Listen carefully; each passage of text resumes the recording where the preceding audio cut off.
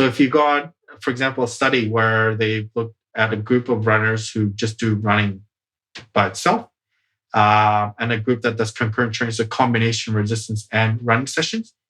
And you might have a group that purely does resistance training.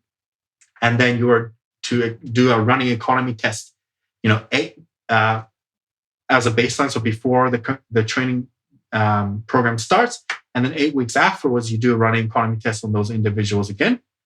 You might find that if there is any potential interference occurring in that concurrent training, then what happens is they may have improved, but the magnitude of improvement of that endurance group is much larger.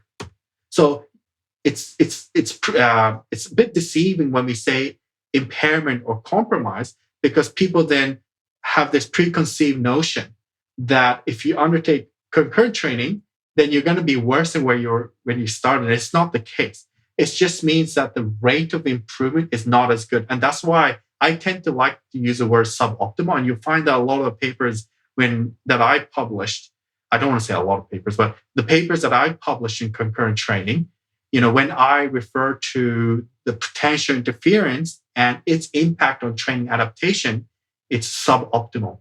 And you find that other concurrent training papers will also refer to that as well, because it's probably more of an accurate terminology to use from a scientific perspective.